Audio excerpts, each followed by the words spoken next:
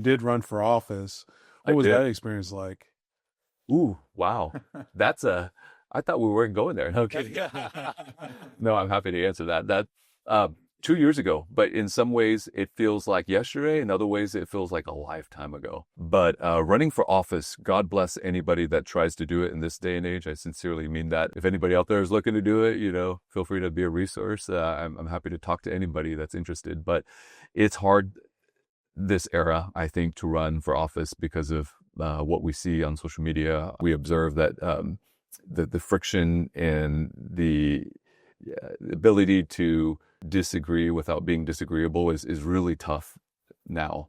And I experienced that head on. So what was it like? I will say that I think I read somewhere, there's Pew Research, PEW, Pew Research on this, but less than 2% or something of people ever attempt a public office run at any level, whether it's municipal, which is what I was involved in, typically city council or school board, county, state, federal, at any level. And I understand why now, because for what I was pursuing, it was a non-paid seat. Not only was it not paid, you have to go out and raise a lot of money typically. And yes, races have gotten a lot more expensive. The underlying truth when you run for a seat is that there's often a dollar requirement, to run for a seat. If you want to run for Senate, oh, you're talking about hundreds of millions of dollars, typically in a state like Texas. If you want to run for state rep, you're talking about hundreds of thousands minimum into the millions. Even if you run for city council, depending on the seat, that's a six-figure seat. You're going to raise 100,000 plus. So, I didn't realize that was a central part of it, and that's the state of play in politics. So there's a lot of money involved. There's power and privilege in running for office, but you also experience that power and privilege display themselves heavily in our political system.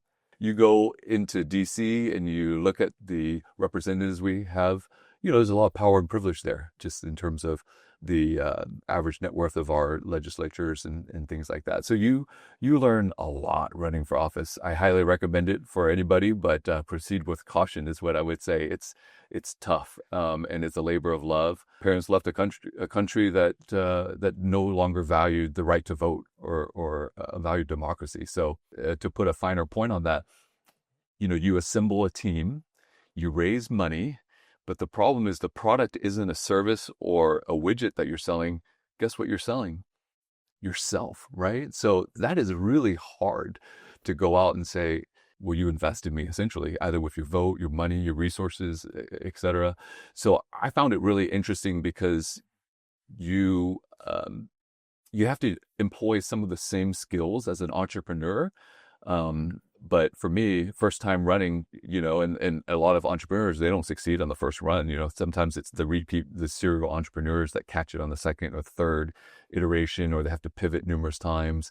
And many people said to me, don't expect to run on your first. They use all these examples like George W. Bush didn't win on his first and Obama lost in this and that. So, there are a lot of examples out there, but it's painful. So I don't know if I have another one in me.